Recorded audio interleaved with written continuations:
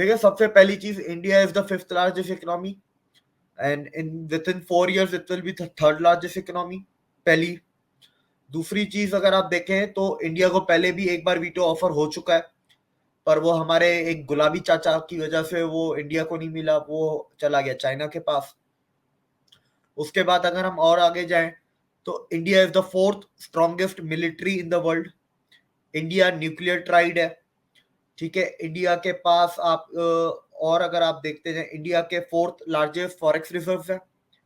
Quad के जो 4 मुल्क हैं, अब क्वाड को हम मिलिटराइज करेंगे और इन 4 मुल्कों में जो मसले मसाइल होंगे वो अब हम खुद ही तय करेंगे, वो यूएन में नहीं जाएंगे, अपने रेजोल्यूशन निकालेंगे।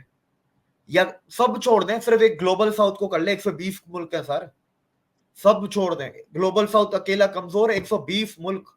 इंडिया में सर दुनिया की 2,90,000 मल्टीनेशनल कंपनीज काम कर रही हैं इंडिया में। ये मल्टीनेशनल्स का आंकड़ा दे रहा हूं, जो वहां की लोकल कंपनी है वो अलग है, वो करोड़ों में। मल्टीनेशनल 2,90,000 प्लस, ये ऑफिशियल रिकॉर्ड है। 70 लाख लोग इंडिया में काम कर रहे हैं। इंडिया सर उन मुल्कों में नहीं है जो डेवलपिंग मुल्क है, इंडिया उन मुल्कों में काउंट होता है जो डेवलपिंग से डेवलप के रास्ते पे है, ठीक है। उसमें टोटल गिनती के 4-5 मुल्क हैं, उसमें भी सबसे बड़ा इंडिया है जो डेवलप के रास्ते पे है। इसके बाद इंडिया वर्ल्ड फूड बास्केट में 35% कंट्रीब्यूट करता है। इंडिया दुनिया का 3rd लार्जेस्ट एनर्जी कंज्यूमर है। इंडिया ग्लोबल सस्टेनेबल एनर्जी का लीडर है, सस्टेनेबल एनर्जी का। इंडिया दुनिया का लार्जेस्ट ग्रीन हाइड्रोजन प्रोड्यूसर है। तो मोदी जी कह रहे हैं कि बेटा परमानेंट सीट वगैरह नहीं लेंगे, हम लेंगे तो पूरा वीटो लेंगे, और सिर्फ हम नहीं लेंगे, हमें साउथ अफ्रीका भी चाहिए आपके इस यूएन परमानेंट काउंसिल पे वीटो के साथ, और हमें ब्राजील भी चाहिए। उसकी वजह क्या है कि सर अफ्रीका की क्या रिप्रेजेंटेशन है। तो जापान ही डिजर्व करता है यहाँ पर? नहीं सर, जापान डिजर्व बिल्कुल करता है, लेकिन सर जापान क्या अमेरिका का वो है, पिट्टू है। जी दिव्य भाई, अपना ख्याल रखिएगा। आप हमारे एक होनहार, मैं समझता हूँ कि असासा है, हमारा एसेट है पाकिस्तान के, लेकिन बदकिस्मती से आप जैसे जो लोग हैं जो पाकिस्तान का असासा है, इनकी यहाँ पर कोई कदर नहीं है। तो मैं शर्मिंदा भी हूँ आपसे एज ए पाकिस्तानी, और माजल ख्वाह भी हूँ आपसे कि आपको हम आपका जो मकाम है वो यहाँ पर नहीं दे पाए। मोदी डेमोक्रेटिक है, मैं उसका भी फैन हूँ, मैं हर उसका फैन हूँ जो पाकिस्तान में अपनी किसके आवाम के फैन लिए है? करता है, पर किसी का नहीं। पाकिस्तान में किसके फैन है आप? सर कभी बड़े ओहदे पे नहीं रहे, लेकिन जो छोटे ओहदों पे ही रह रहे के मर गए, मैं उनका फैन हूँ। कोई बड़े ओहदे पे हो या कोई अभी जिंदा हो, मैं ऐसा किसी का भी फैन नहीं हूँ। इंडिया को अगर जल्द से जल्द वीटो नहीं दिया गया ना, जो G20 में बात होने वाली है, क्या पता G20 में वीटो मिल जाए, लेकिन अगर नहीं दिया गया तो फिर इंडिया पूरे के पूरे यूएन को तबाह कर देगा, ग्लोबल साउथ का खड़ा कर देगा।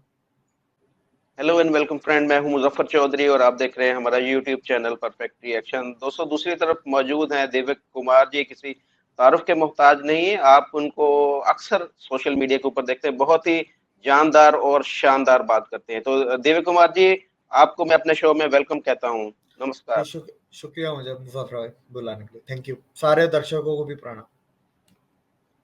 अच्छा दिव्य भाई, आज मैंने एक खबर देखी और खबर देखकर मैं चौंक गया।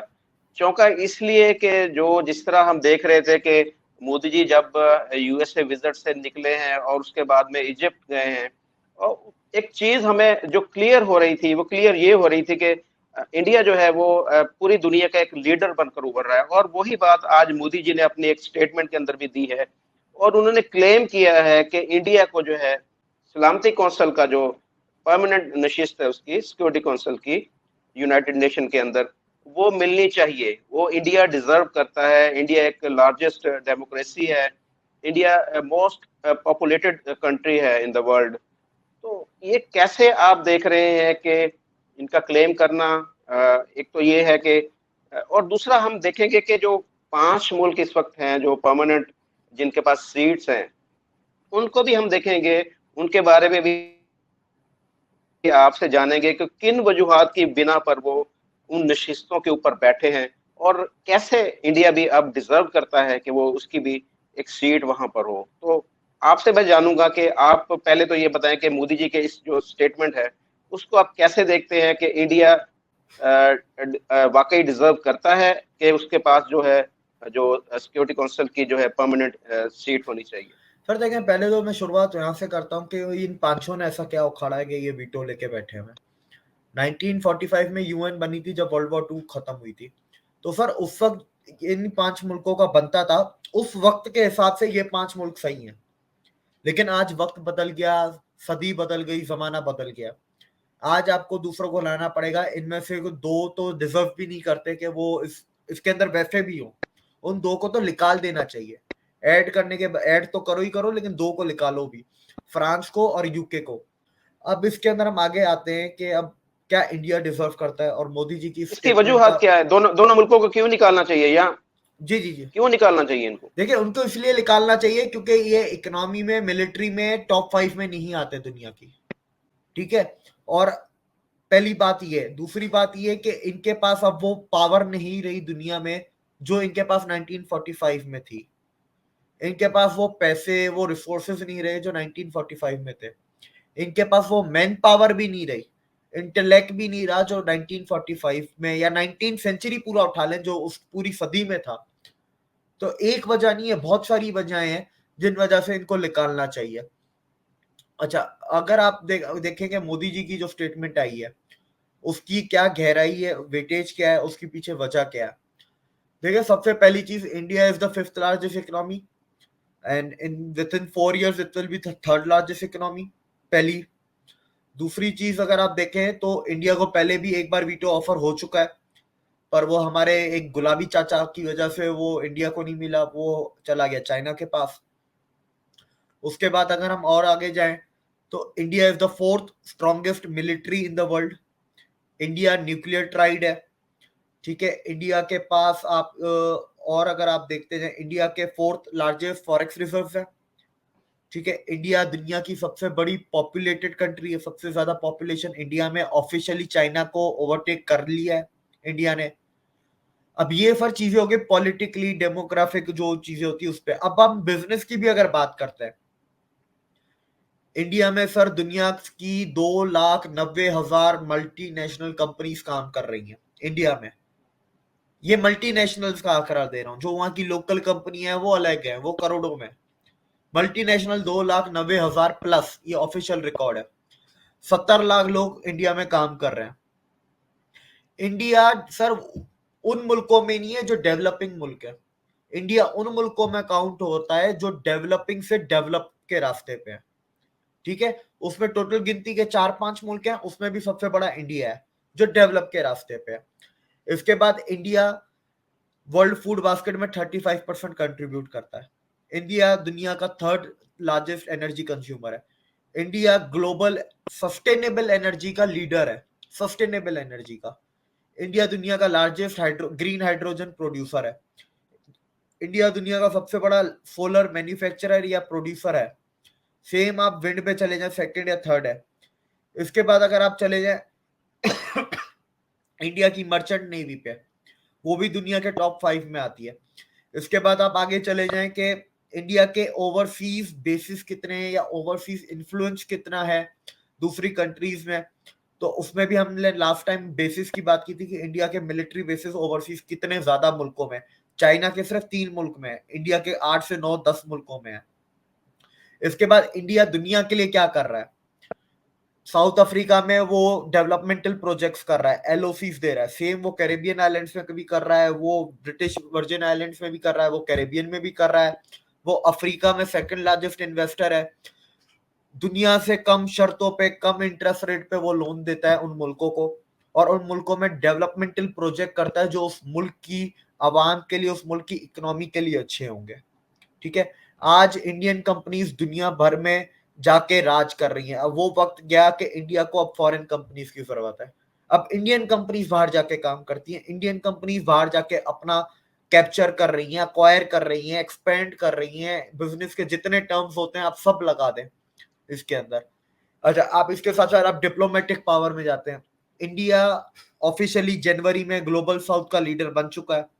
Global south is 120 countries. दुनिया में 206 मुल्क हैं। तो ग्लोबल नॉर्थ और ग्लोबल साउथ, ठीक है, अब आप देख लेना ग्लोबल साउथ बड़ा हो गया ना। अच्छा, जी। अब इंडिया को नहीं मिलता वीटो, तो क्या होगा?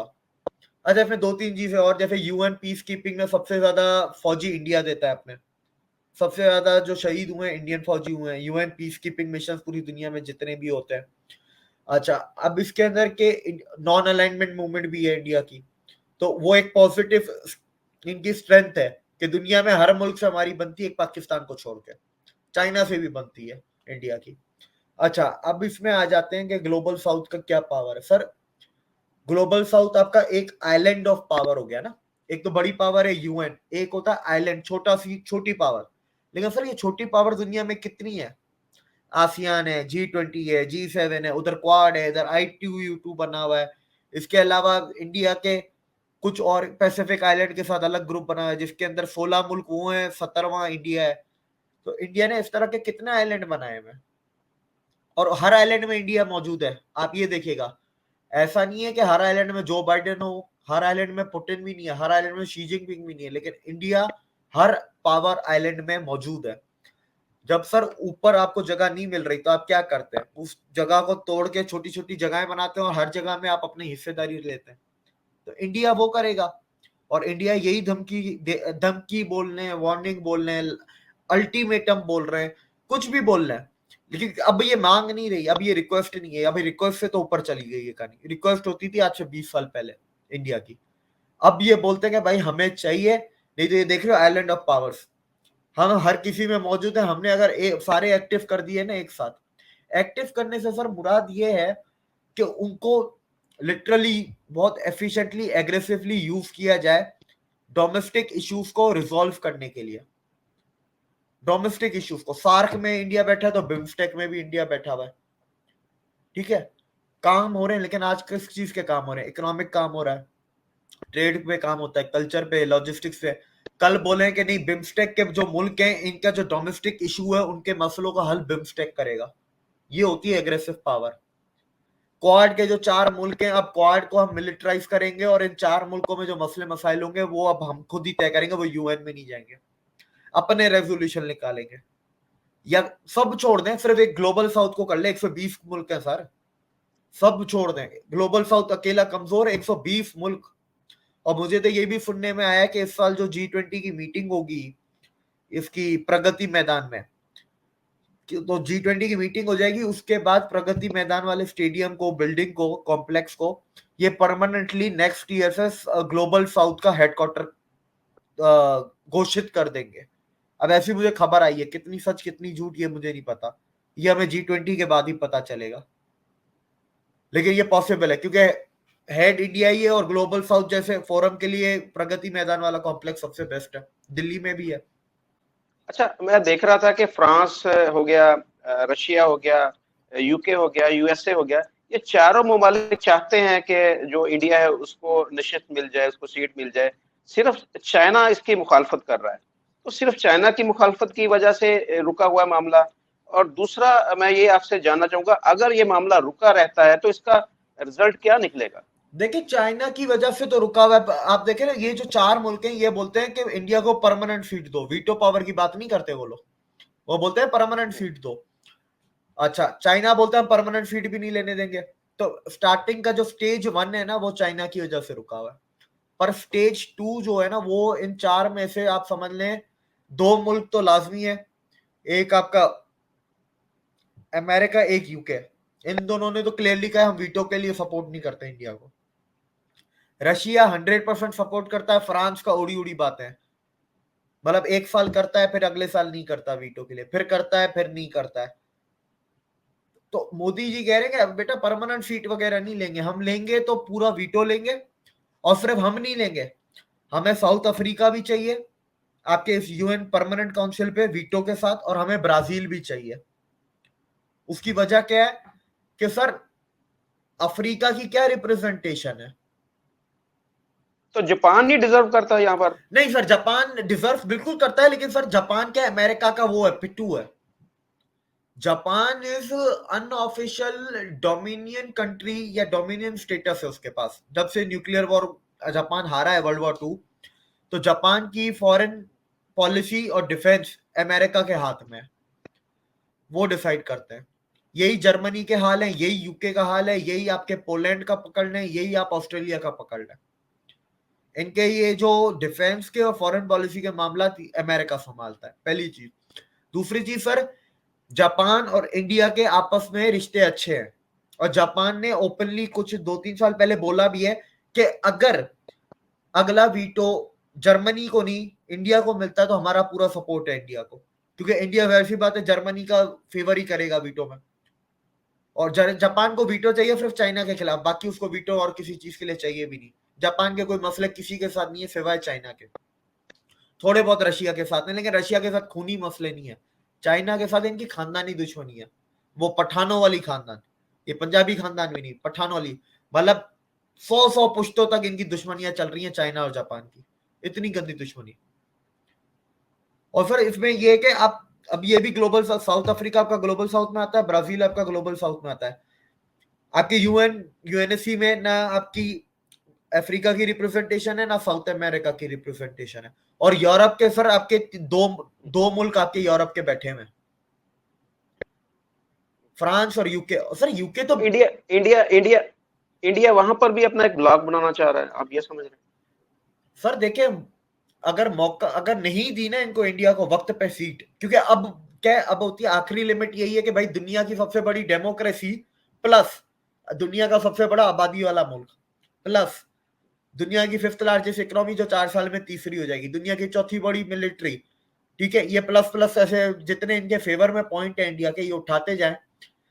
इंडिया को अगर जल्द से जल्द वीटो नहीं दिया गया ना, जो G20 में बात होने वाली है, क्या पता G20 में वीटो मिल जाए, लेकिन अगर नहीं दिया गया तो फिर इंडिया पूरे के पूरे यूएन को तबाह कर देगा, ग्लोबल साउथ का खड़ा कर देगा। और ग्लोबल साउथ का अपना फोरम होगा जहां पर फिर ये इंडिया, ब्राजील, सऊदी अरब, इंडोनेशिया, जापान, आपका साउथ अफ्रीका, ये जितने बड़े मुल्क हैं 120 मुल्कों में जितने बड़े बड़े मुल्क हैं, ये फिर ऊपर पावर में बैठेंगे। अगर ग्लोबल साउथ का एक इंडिया अलग से ब्लॉक बनाता है यूनाइटेड नेशन के, आप समझे पैरेलल एक पावर में वो बनाना चाह रहा है कोई एक ब्लॉक, तो उसमें अमेरिका और जो यूनाइटेड किंगडम है ये मुखालफत नहीं करेंगे इंडिया की? नहीं नहीं, आपकी बात बिल्कुल सही है, मुखालफत क्या करेंगे, वो तो उनके बस में चला तो वो जंग भी शुरू कर देंगे। पर सर इंडिया है ना, पाकिस्तान थोड़ी ना है कि नहीं हम जंग जीत जाएंगे, सपने में हमारे आया इंडिया पे जंग लगा दो, शुरू कर दो।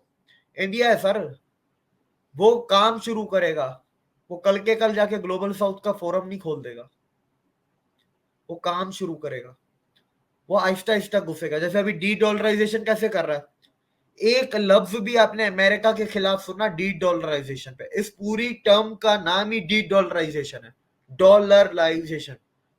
मतलब डॉलर गया तो अमेरिका गया ना, लेकिन अमेरिका ने एक लफ्ज भी बोला। क्यों? इंडिया बड़े तरीके से आराम आराम से प्यार मोहब्बत से स्लो स्लो कर रहा है।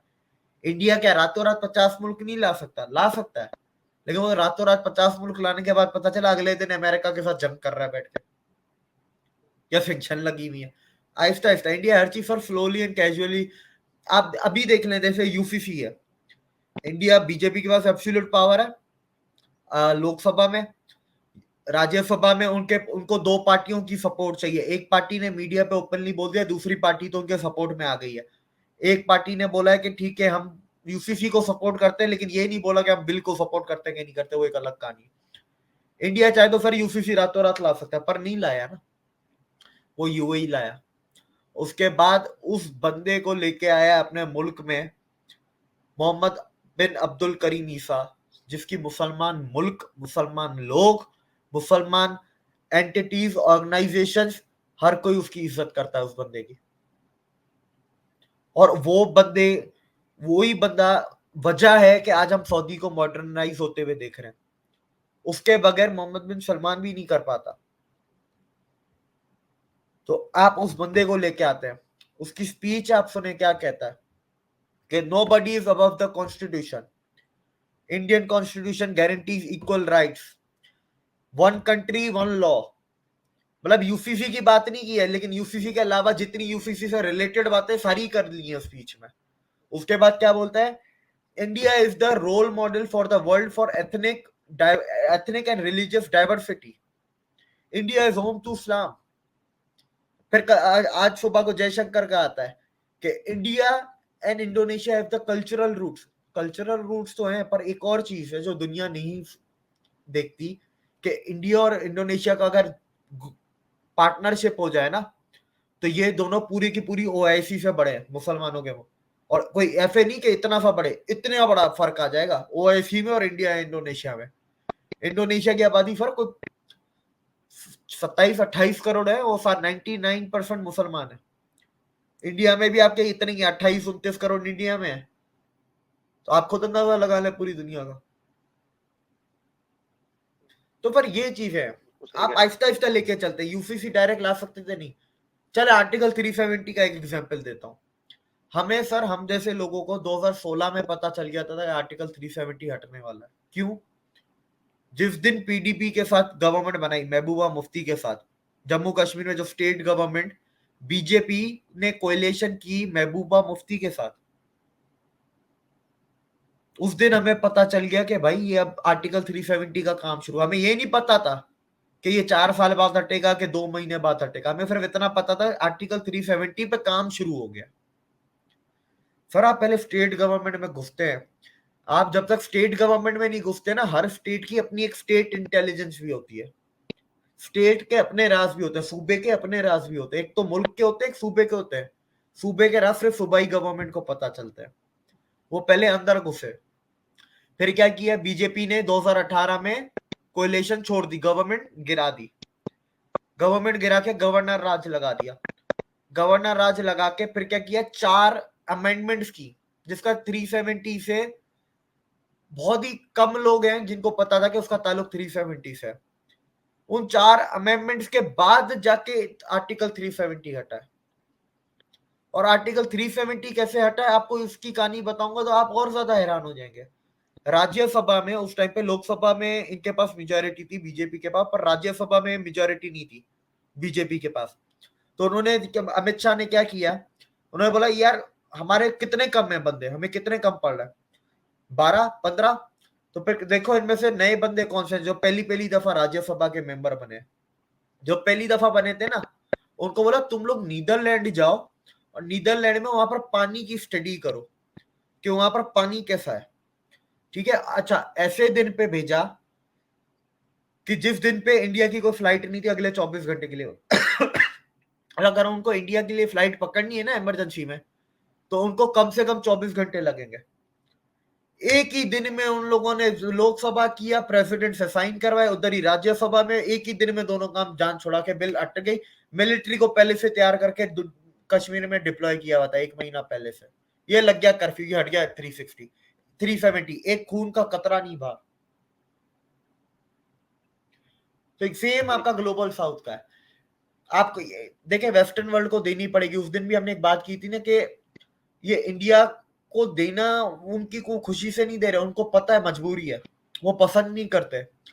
वो गोरापन और देसी और फिर एशियन और वेस्ट का उनमें बहुत है, अमेरिका यूके में। उनके अपने मफादात हैं, और दूसरा उनके अंदर एक थिंकिंग है कि भाई हमारी जो राजगद्दी है वो पूरी की पूरी चली जाए, उससे अच्छा है राजगद्दी को छोटा कर लें। हम छोटे राजा कहलाएंगे, राजा तो रहेंगे ना। अगर हमने नहीं दी, अपनी जिद पे अड़े रहे, तो पता चला हम राजा ही ना रहे, हम भिखारी बन जाए। क्योंकि आप इंडिया को नहीं देखे ना, इंडिया राइज कर रहे, तो इंडिया के साथ साथ 6 मुल्क और है ना, सऊदी अरेबिया है, यूएई है, इंडोनेशिया है, आपका वहां से ब्राजील है, उसके बाद आपका इंडोनेशिया, मैक्सिको है। मैक्सिको, आपको पता है अभी जितनी भी कंपनियां उस तरफ जितनी भी जा रही है ना, वो अमेरिका नहीं जाती, वो मैक्सिको जाती है। मैक्सिको और अमेरिका में कंपटीशन चल रहा है कि कौन ज्यादा कंपनियां लाएगा, तो मैक्सिको अमेरिका से बहुत ज्यादा आगे है। तो फिर दुनिया अलग ही तरीके से बोले, इन 6-7 लोगों को इनकी बातें मानो, पता चला हमारी राजगद्दी चली जाए। हम नीचे जमीन पे बैठने से अच्छा कम से कम छोटी कुर्सी मिल जाए, उस पे बैठ जाते हैं। अच्छा, आपने बात की थी कि इंडिया के इस तरह की भी यहाँ पर कोशिश हो रही है कि डॉलर की जो अहमियत है दुनिया के अंदर, उसको भी कम किया जाए। तो उसको लेकर क्या इकदाम हो रहे हैं? जबकि मैं पिछले दिनों पाकिस्तानी जो मीडिया के ऊपर देख रहा था, यहाँ पर बड़ा शोर मचा हुआ था कि जी ब्रिक्स के अंदर जो एक करने जा रहे थे कि नई एक करेंसी लॉन्च करनी है, वो जी फेल हो गया। इंडिया जो है वो उसने अपनी तजावीज़ वापस ले ली हैं। सारे बहुत परेशान हैं कि जी अब ये डॉलर को जो कम अहमियत कम करने के लिए जो एफर्ट कर रहे थे, वो एफर्ट जो है इनकी नाकाम हो गई। तो इस खबर में कितनी सदाकत है और क्या एफर्ट हो रही है इंडिया की तरफ से डॉलर की जो अहमियत को कम करने के लिए? पर डॉलर की अहमियत तो कम हो रही है, 22 मुल्क तक तो पहुंच गया इंडिया, 22 मुल्कों में इंडियन रुपी चल रहा है, 40-41 मुल्कों में यूपीआई चल रहा है। देखिए, आपको जब अपनी करेंसी चलानी है तो फिर आपको अपना सॉफ्टवेयर भी चाहिए, तो यूपीआई भी इंपॉर्टेंट है, इसलिए मैंने आपको यूपीआई का बताया। डॉलर चलता है स्विफ्ट के ऊपर और वो सॉफ्टवेयर भी अमेरिका का ही है, तो आपको अपना सॉफ्टवेयर भी साथ साथ चाहिए। 40 मुल्कों में यूपीआई है, 22 मुल्कों में आपका इंडियन रुपी है, तो अब इससे आप अंदाजा लगाएं कि इंडियन रुपी आगे बढ़ेगा। फिर आपका इंडिया का ASEAN, BIMSTEC, AU African Union, EU European Union, GCC Gulf cooperation, Gulf region की कंट्री जो 6 मुल्क है, इन सब के साथ एफटीए की बातें चल रही हैं। यूरोपियन यूनियन के साथ स्टेज 4 पे है, अफ्रीकन यूनियन के साथ स्टेज 2 पे है, जीसीसी के साथ स्टेज 6 पे बातें चल रही हैं, बिम्स्टेक के साथ स्टेज 3 पे है, आसियान के साथ स्टेज 2 पे बातें। कब फाइनलाइज होती है हमें नहीं पता, हमें ये भी नहीं पता टोटल स्टेजेस कितने, जिससे मैं अंदाजा भी लगा सकूं। ये तो मैं आपको न्यूज में बता रहा हूँ, एनईए ऐसे लिखता है स्टेज 5, स्टेज 6। हमें ये भी तो नहीं पता ना कि 10 है क्या 12 है, कितने स्टेज है इसके, तो वो हमें अंदाजा नहीं है। पर जिस दिन भी हो गया, इन सब में इंडियन रुपी की इन्वॉल्वमेंट है, इंडियन रुपी जाएगा। ठीक है, उसके बाद अगर आप देखें कुछ बड़े मुल्क भी हैं, 22 मुल्कों में कुछ बड़े बड़े मुल्क हैं, सिंगापुर है, ऑस्ट्रेलिया है, ऐसा नहीं है कि सिर्फ छोटे छोटे मुल्क की इंडियन रुपी में है। अच्छा, अब जो ब्रिक्स की बात की आपने सर, स्टेटमेंट आप फिर से पढ़े, ऑफिशियल स्टेटमेंट एस जयशंकर की, we are not thinking about BRICS currency right now. Right now मतलब अब मैं अभी नहीं सोच रहे, इसका मतलब ये नहीं होता कि हमें करेंसी चाहिए नहीं। अभी नहीं सोच रहे का क्या मतलब है, हमें चाइना पे टके का भरोसा नहीं है, सीधी सी बात। ब्रिक्स में और किसी से दुश्मनी तो है नहीं इंडिया की एक ही दुश्मनी है, चाइना। इंडिया को भी पता है कि भाई चाइना अगर साथ आ जाए ना, पूरी दुनिया को, इंडिया को ऐसे 25, 30, 40 साल लग जाएंगे। चाइना आ जाए तो जल्दी काम हो जाएगा, पर चाइना की अपनी हरकतों से बाज नहीं आता, उसे पीछे पीठ में छुरा चलाने का कुछ ज्यादा ही शौकीन है वो। तो ये एक इशू है। लेकिन आप देखें, ये ब्रिक्स की करेंसी आएगी देर सवेर।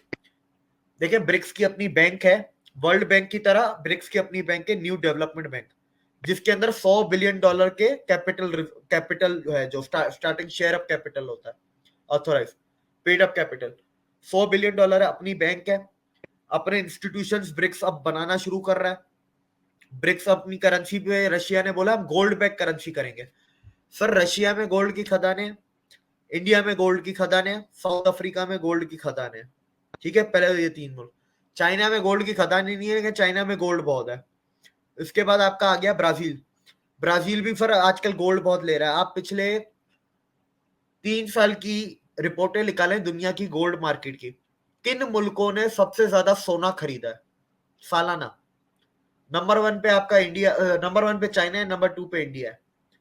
और इंडिया में तो माशाल्लाह भी 3 गोल्ड की खदानें पिछले महीने ही निकली हैं ओडिशा में, तो अब उसको भी खोद के सारा गोल्ड आपका बैंक में जमा करेंगे। आपको पता है सर, इसमें इतनी इंडिया क्यों नहीं जल्दी कर रहा, रशिया और चाइना थोड़ी जल्दी कर रहे हैं, वो अपने आप को मरवाने वाली बातें हैं। इंडिया को पता है कि लीबिया में गद्दाफी के साथ क्या हुआ था। गद्दाफी गोल्ड बैक करेंसी करना चाह रहा था, डॉलर को खत्म करना चाह रहा था, तो अमेरिका ने उल्टे सीधे बहाने करके आके अटैक कर दिया लिबिया पे। ठीक है, गद्दाफी ने क्या गलती की, गद्दाफी के पास तेल नहीं था, ठीक है, रिजर्व में। गद्दाफी के पास एक्स्ट्रा पैसे नहीं थे, गद्दाफी के पास पीछे लड़ने के लिए हथियार नहीं थे, गद्दाफी के पास एक्स्ट्रा खाना नहीं था अपनी कौम के लिए, मतलब था, मतलब कम था, 6 महीने साल। इंडिया का सर आज का बता रहा हूं, आज इस वक्त इंडिया का 4 साल का खाना पड़ा हुआ है। 4 साल भी इंडिया में कुछ ना होगे तो इंडिया के लोग खाते रहेंगे बगैर इम्पोर्ट किए। तेल की बात करें, इंडिया के पास कम से कम 15 महीने का स्ट्रेटेजिक ऑयल रिजर्व है। 15 महीने बगैर ऑयल इंपोर्ट किए बगैर रह सकते हैं, ऑयल और गैस दोनों 15 महीने तक। अगर आप फॉरेक्स रिजर्व की बात करें, इंडिया के पास सर इतना पैसा है कि 12 महीने के 10 महीने बगैर इंपोर्ट किए बगैर एक्सपोर्ट किए रह सकते हैं।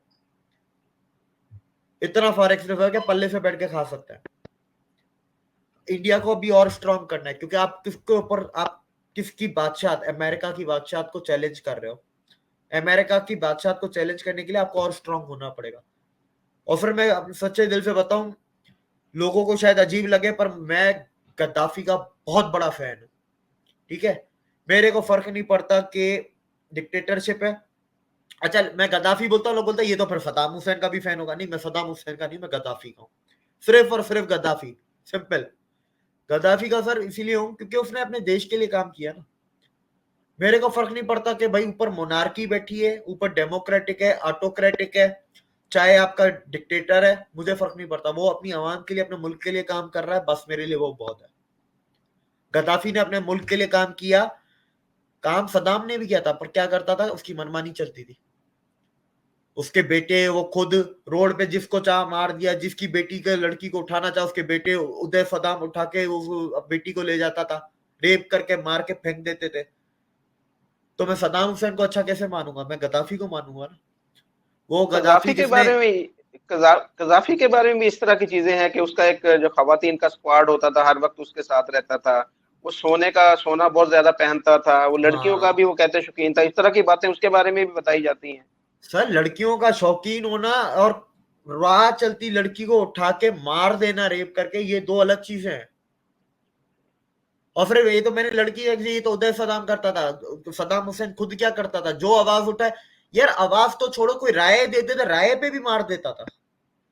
गद्दाफी ने ऐसे काम नहीं किए। और आप ये देख लें, ये सारी खबरें ये 2010-11 से के बाद की है, उससे पहले की ये खबरें नहीं है। उससे 30-35 साल तक गद्दाफी लीबिया पे था, तब दुनिया को पता नहीं चला ये कितना बड़ा वोमेनाइजर था या कितना बड़ा शैतान था। इनको 2010-11 में ही पता चला, जब अमेरिका को हमला करना था। लेकिन सद्दाम हुसैन का ऐसा नहीं है। सद्दाम हुसैन का पहले दिन से पूरी दुनिया को पता था। आप कुवैत की अखबारें पढ़ें, आप सऊदी की अखबार पढ़ें, कभी सऊदी की रियाद अखबार मंगवा के आप पढ़ें, उस टाइम की, वो उस टाइम पे लिखते थे सद्दाम हुसैन के बारे में। फर्क था ना सर।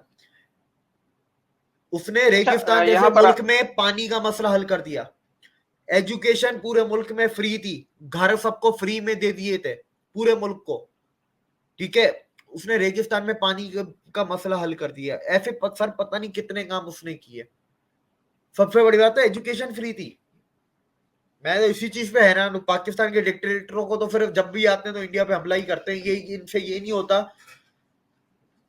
अब मैं पुतिन का कितना बड़ा फैन हूं, मुझे पता है ना उसने रशिया के लिए क्या किया। ठीक है, वो जब रशिया में, सर आप हिस्ट्री पढ़े, जब आया था ना, रशिया बैंकरप्ट था, ऑलमोस्ट पाकिस्तान के जैसे आज हालात है ना, ऐसे ही हालात थे। रशिया बैंकरप्ट हो सकता था। पुतिन उस वक्त आया और रशिया को वहां से उठा के इकोनॉमिक सुपर पावर तो नहीं बना पाया, पर इकोनॉमिकली सस्टेन तो कर लिया ना, और मिलिट्री सुपर पावर फिर से बना दिया। वो ऑटोक्रेटिक है, मैं उसका भी फैन हूं। मोदी डेमोक्रेटिक है, मैं उसका भी फैन हूं। मैं हर उसका फैन हूं जो पाकिस्तान में अपनी किसके आवाम के फैन लिए हैं? करता है। पाक, पर किसी का नहीं। पाकिस्तान में किसके फैन हैं आप? सर कभी बड़े ओहदे पे नहीं रहे, लेकिन जो छोटे ओहदों पे ही रह रहे के मर गए, मैं उनका फैन हूँ। कोई बड़े ओहदे पे हो या कोई अभी जिंदा हो, मैं ऐसा किसी का भी फैन नहीं हूँ। कोई सियासतदान अच्छा लगता है पाकिस्तान में आपको? नहीं, कोई एक भी नहीं? ये मैं बोल दूं कि अगर पाकिस्तान को चलाना है, बैंकरप्सी से बचाना है, तो शरीफ खानदान को ले आओ। शरीफ खानदान में भी नवाज शरीफ को, बस वो भी मैं मुल्क की वजह से कह रहा हूँ, नहीं तो पसंद मुझे खास वो भी इतना नहीं है। ये भी फिर मुल्क की वजह से, क्योंकि वो उसका दिमाग है ना, बिजनेस वाला है। वो हमारी तरह सोचता है, उसको पता है धंधा कैसे चलता है। मुल्क, आप मुल्क को एक कंपनी की तरह देखें ना। प्रेसिडेंट चेयरमैन है, प्राइम मिनिस्टर सीईओ है, नीचे जो मिनिस्टर हैं वो डायरेक्टर हैं, अलग अलग डिपार्टमेंट के, मार्केटिंग, एचआर, अकाउंटिंग के। मुल्क को एक कंपनी की तरह देखें। मुल्क चलाना, कंपनी चलाना कोई ज्यादा फर्क नहीं है। फर्क आ जाता है कि मिलिट्री आपके पास आ जाती है, ये फर्क है। नहीं तो मुल्क की इकोनॉमी चलाना और कंपनी चलाना बराबर ही, एक ही बात है। अच्छा देविक भाई, आपने बात की थी थोड़ी देर पहले कि इंडिया और चाइना अगर मिल जाएं तो पूरी दुनिया के ऊपर ये समझे कि डिस्कवर कर सकते हैं, पूरी दुनिया के ऊपर कब्जा जमा सकते हैं एक तरह का। क्या वजह है कि चाइना इंडिया के साथ क्यों? देखिए, पाकिस्तान और इंडिया का तो और मसला है कि पाकिस्तान उसी में से निकला है, इस वजह से कुछ इनकी आपस में है, चपलिश है। चाइना के साथ क्या मसला है, या चाइना का इंडिया के साथ क्या मसला देखिए, चाइना, इंडिया और रशिया, ये तीनों मिल जाए तो फिर दुनिया पे होगा, क्योंकि रशिया इनके साथ की, तो इसलिए मैंने उनका नाम ही नहीं लिया ना। चाइना के फिर अंदर खुजली और कुछ नहीं, शी जिनपिंग मर जाएगा तो उसके बाद फिर हो जाएगा सब अच्छा, आप देखिएगा। और अगर ये नहीं मरा तो ये चाइना को तोड़वा के मानेगा, ये इनर मंगोलिया भी जाएगा, शिनजियांग जाएगा तजाकिस्तान में, आपका तिब्बत भी आजाद होगा। ये बंदा है ना, मेरे को सही नहीं लगता। 1980s में जो सर चाइना का था ना प्रीमियर, उसका नाम मैं भूल गया, हुजंग टाओ था मेरे ख्याल से, हुजंग टाओ, अगर मैं गलत नहीं हूं, मुझे नाम अभी याद नहीं है, मेरे ख्याल से हुजंग टाओ था। मैं उसका बहुत बड़ा फैन हूँ, वो कम्युनिस्ट था, मैं उसका फैन हूँ। वही बंदा है जिसने चाइना की इकोनॉमी की शुरुआत, वो नींव रखी 1980s में, जो चाइना आज बना है। वो बंदा है जो बोलता था इंडिया के साथ हमले नहीं करने, इंडिया के साथ प्यार मोहब्बत से रहो। उससे पहले भी था ना माओ जेडोंग, माओ जेडोंग ने भी तो इंडिया पे हमला किया था 62 67। ये जो शी जिनपिंग है ना, ये माओ जेडोंग को भी, ये चाहता है मैं माओ जेडोंग से भी बड़ा बन जाऊं। और फिर दिमाग में खोपड़ी जो उसकी फारी की है, बोलता है मैं दुनिया पे भी कब्जा करूं, मैं माओ जेडोंग से बड़ा बन के दुनिया पे कब्जा करूं। तो दिमाग तो उसका वैसे भी खराब है, ये जाएगा, ये नहीं बचेगा ये यार। है? शी जिनपिंग कब अभी तक आप देख आप रहे हैं? शी जिनपिंग को जाते हुए, जी, उनको जाते हुए उसके बाद में मैं आपसे पूछूंगा कि मोदी जी जो है, उनकी अगली जो गवर्नमेंट आने वाली है, लग तो ऐसे ही रहा है कि अगले इलेक्शन में भी वो जीत जाएंगे। तो उसी टेन्योर के अंदर आप देख रहे हैं कि इंडिया जो है वो सलामती कौंसिल का जो परमानेंट जो मेंबर बन जाएगा? देखिए 24 के बाद बन जाए तो अलग बात है, 24 से पहले तो नहीं बनता। G20 में डिसीजन भी ले लिया तो सर टाइम लगेगा, इतनी जल्दी नहीं होता।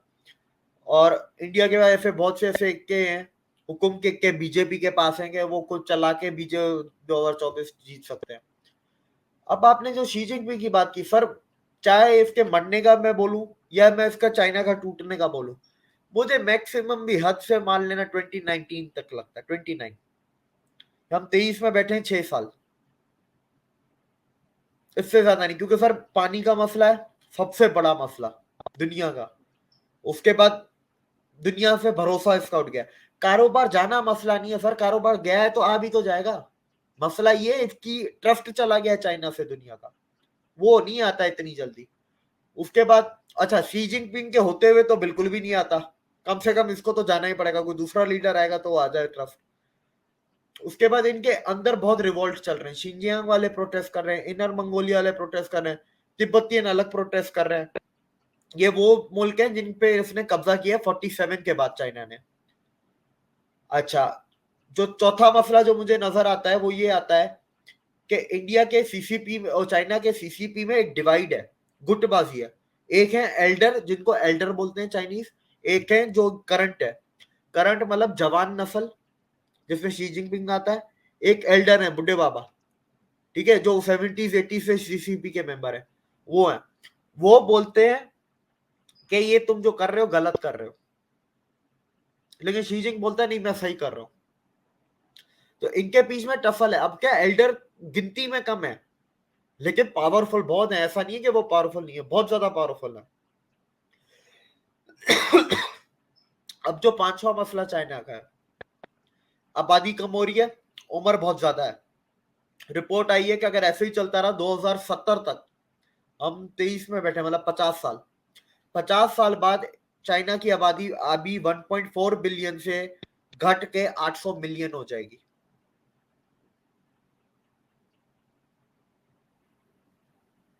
तो फिर सही। 5 बड़ी वजह मैंने बताई हैं जो अभी हैं आज के वक्त में, ये भी और बढ़ेंगी।